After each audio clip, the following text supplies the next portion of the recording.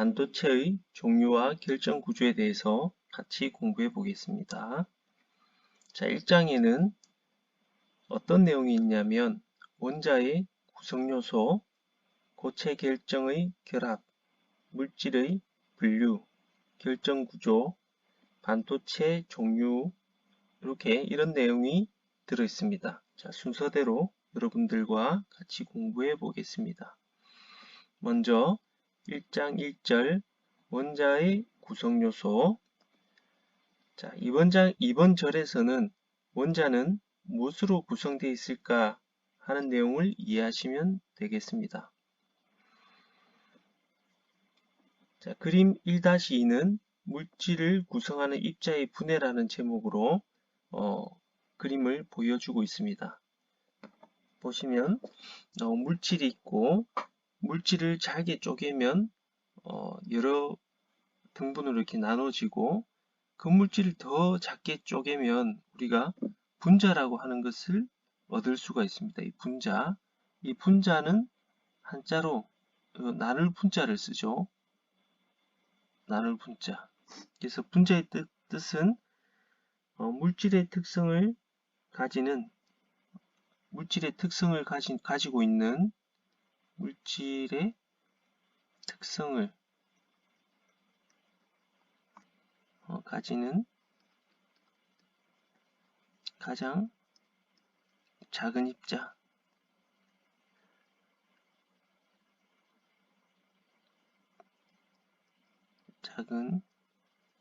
이렇게 이해하시면 되겠습니다.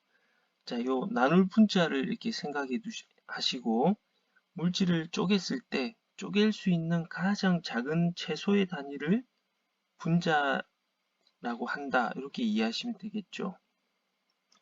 자, 이 분자를 더 쪼개면 원자다라고 이렇게 원자라는 것을 우리가 얻을 수가 있어요. 이 원자라는 것은 한자로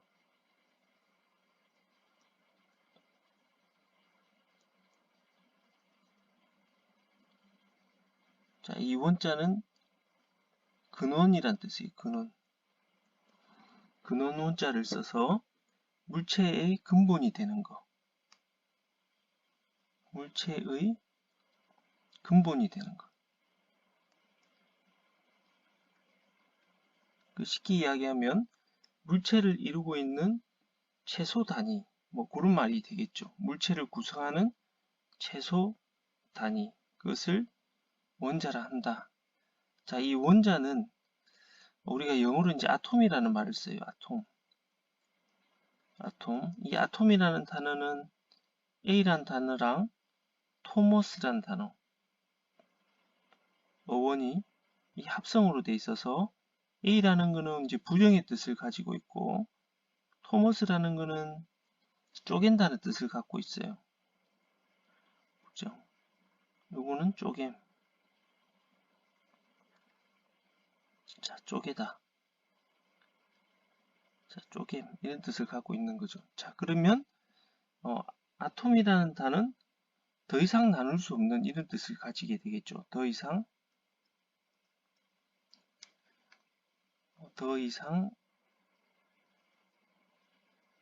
나눌 수 없는 자, 이런 뜻을 갖고 있습니다. 그래서 더 이상 쪼갤 수 없는 단위, 그걸 우리가 아톰이라 한다라는 거는 이제 이 영어의 어원에서 이제 설명을 한 거고, 우리말의 어원에서는 이제 원자라고 하는 단어는 물체의 근본이 되는 것, 근원이 되는 것, 근본이란 것보다 근원.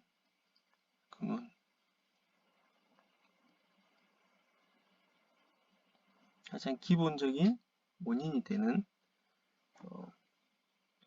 그런 단위다. 이렇게 이해하시면 되겠습니다. 그래서 물체는 분자라는 것은 물질의 성질을 유지하고 있는 최소 기본 단위가 우리가 분자라고 그러고, 어떤 물질의 고유한 성질을 상실하지만 우리가 이제 쪼갤 수 있는 최소 단위를 이제 원자라고 한다. 자, 예전에 이제 원자를 발견했을 때는 이제 그런 원자까지 쪼갤 수 있었는데 지금 이제 기술이 더 발전해서 원자도 더 잘게 쪼개면 핵하고 전자로 이렇게 나눌 수 있다는 걸 확인을 했어요.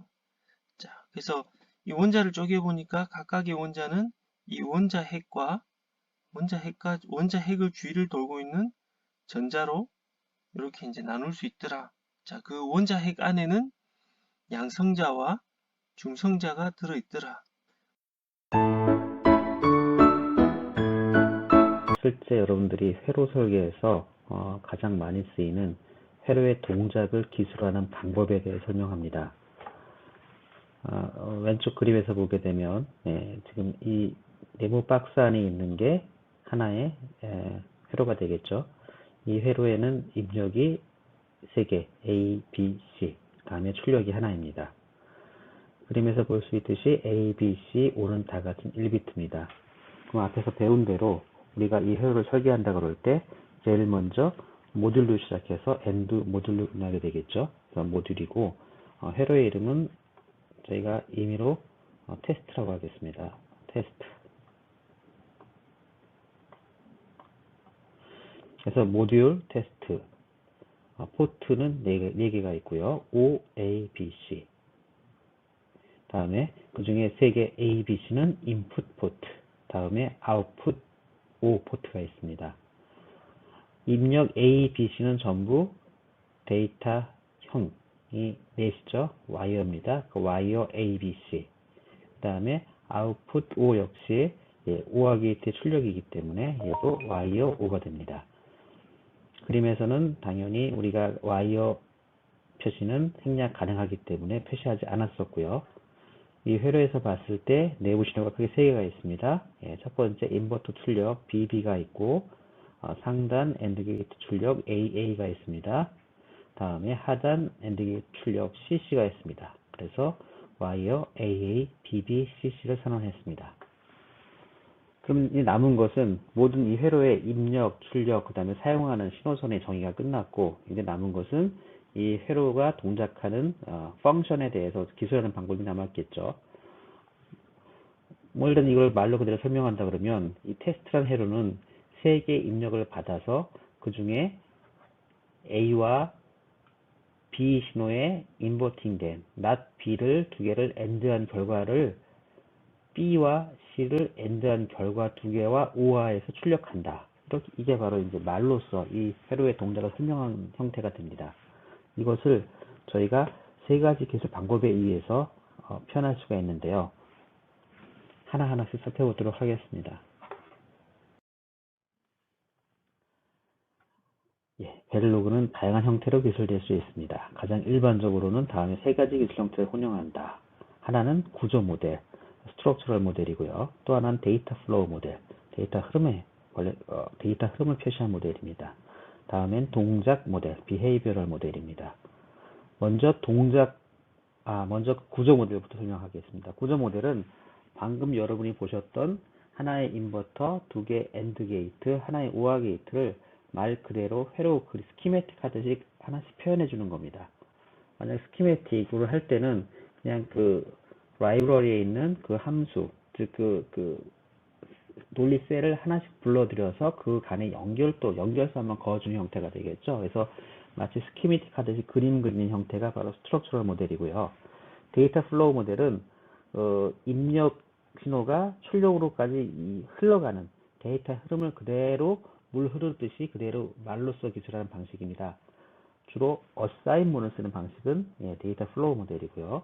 다음에 동작 모델은 회로의 회로 구성이 어떤 게 중요한 게 아니라 이 회로에 입력이 들어와서 출력으로 갈 때 어떤 동작을 거치느냐. 아까처럼 우리가 만약 if a가 B면 이런 식으로 해서 제어문을 이용해서 실제 그 회로의 동작을 묘사한 방식이 되겠습니다. 데이터 플로우 모델 같은 경우에는 주로 조합 회로, 즉 플립플롭이 없는 논리 게이트만을 구성된 조합 회로에서는 데이터 플로우 모델을 주로 쓰고요. 다음에 동작 모델은 플립플롭이 들어간 순차 회로에서는 주로 동작 모델을 씁니다.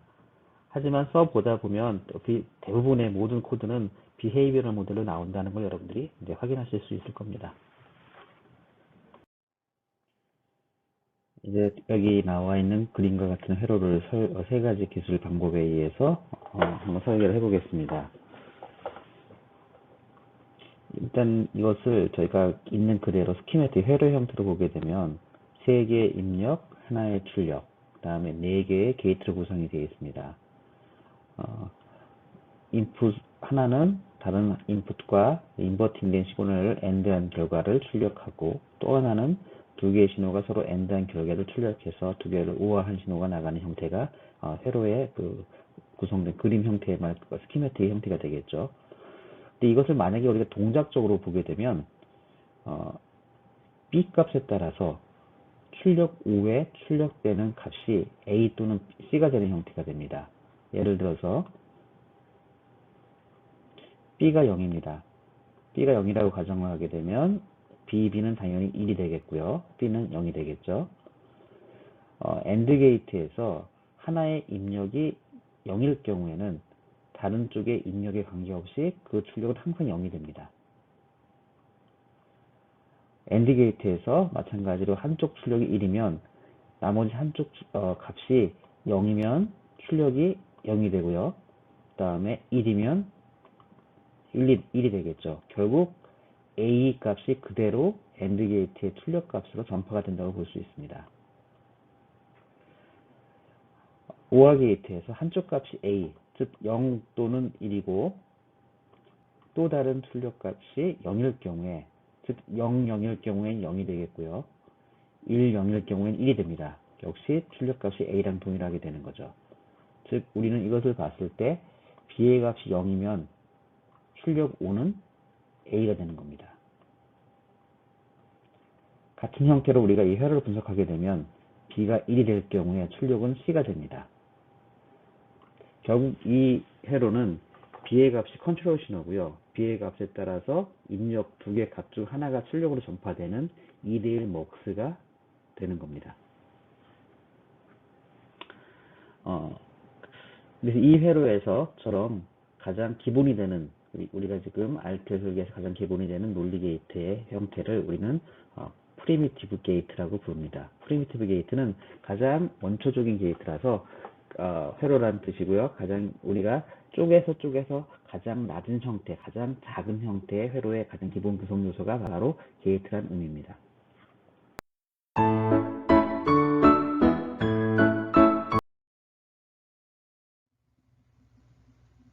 이번 주부터는 제5장 VLSI 칩 설계에 대해서 배워보도록 하겠습니다.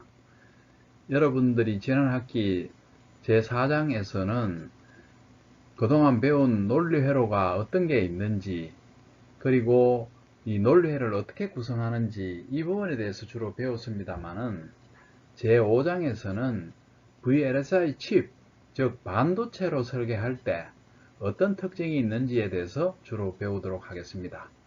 다시 말하면 일반적인 논리회로와 이것을 반도체로 실현을 할 때 어떤 차이가 있는지에 대해서 주로 다루도록 하겠습니다. 최근에 와서는 VLSI 서버 시스템이란 말을 사용을 하게 됩니다. 그동안 여러분들이 그냥 디지털 논리회로 정도로 이렇게 배웠는데, 이 서버 시스템이란 말이 나오게 됩니다. 그것은 왜 그런가 하면, 그동안의 일반적인 이 디지털 논리회로 IC 같은 경우에는 일반적인 논리회로만 내장을 하고 있었습니다. 그러나 최근에 와서는 복잡한 CPU나 프로세서 같은 게 많이 만들어지면서 이 일반적인 논리회로 외에도 메모리나 그 밖에 다른 어떤 특수한 회로들이 많이 같이 내장되게 되었다는 그런 얘기입니다. 그래서 지금은 이 복잡한 VLSI 칩을 내부를 들여다보면 데이터 패스 서버 시스템, 메모리 서버 시스템, 또한 컨트롤 서버 시스템, 이 세 가지의 서버 시스템이 결합된 형태로 만들어진다는 이야기입니다. 물론 모든 IC 칩이 그런 건 아니지만은, 특히 그 CPU라든지 MCU라든지 이런 프로세서들은 이런 세 가지 서버 시스템을 포함하고 있습니다. 먼저 데이터 패스 서버 시스템의 경우는 그동안 여러분들이 배웠던 일반적인 디지털 논리 회로가 여기 다 포함이 됩니다. 예를 들어서 기본적인 엔도와 낫을 비롯해서 각종 이 카운터, 플립플랍, 회로 뭐 이런 또는 먹서, 디먹서, 엔코더, 데코더 이런 여러분들이 일반적으로 알고 있는 모든 디지털 논리 회로가 다 데이터 패스 서버 시스템이라고 보시면 됩니다. 이 특별한 어떤 차이가 없습니다. 거기에 대해서 메모리 서버 시스템이라는 것은 새로 도입된 개념으로서 그동안 메모리는 CPU와 달리 서였습니다. 즉 우리가 이 PC를 구성하기 위해서는 CPU가 필요하고 그 다음에 맨 메모리라 그래서 D램, SRAM이 필요했기 때문에 일반적으로 그동안의 마더보드를 보면 PC 마더보드를 보면 이 CPU와 그 옆에 일단 이 메모리 즉 뭐 예를 들어서 1기가 4기가 이런 메모리가 따로 옆에 장착이 되었습니다. 그러나 지금 새로 만들어지는 특수한 CPU 같은 경우 또는 MCU 같은 경우는 메모리도 데이터 패스 서브 시스템 즉 일반적인 논리 회로와 함께 같이 하나의 칩에다가 집적이 된다는 이야기입니다. 즉 시스템 반도체로서 이 논리 회로와 메모리가 같이 들어간다는 이야기입니다. 그래서 예전처럼 1기가 뭐 D램, 4기가 SRAM 이거를 꼭 따로 만들기보다는 필요에 따라서는 CPU 안에 메모리까지 내장을 한다는 그런 이야기입니다. 근데 또 그렇게 하다 보니까 이 CPU와 메모리 사이를 이 제어를 해줄 수 있는 컨트롤 서버 시스템이 필요합니다. 즉 CPU에서 나온 데이터를 언제 메모리에 써라, 그 다음에 또 언제 읽어와라, 이런 식의 이 CPU와 메모리 사이에 어떤 컨트롤이 필요한데 그러한 컨트롤 서버 시스템이 역시 또 필요하더라는 겁니다. 그래서 다시 한번 얘기를 하자면 요즘 나오는 CPU나 프로세서 칩 같은 경우는 그 안에 데이터 패스 서버 시스템, 메모리 서버 시스템, 또한 컨트롤 서버 시스템 이 세 가지가 공존을 하고 있다는 그런 얘기입니다.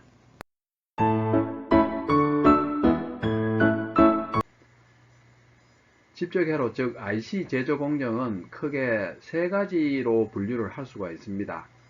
첫 번째는 IC의 기판이 되는 실리콘 웨이퍼 자체를 제조하는 공정이 있고 그 다음에 그 웨이퍼 위에 집적 회로를 실제 제작하는 IC 제작 공정이 있습니다. 그리고 마지막으로는 제작된 IC를 마무리를 하고 즉 패키지를 하고 그거에 대한 테스트를 하는 테스터 공정이 있습니다.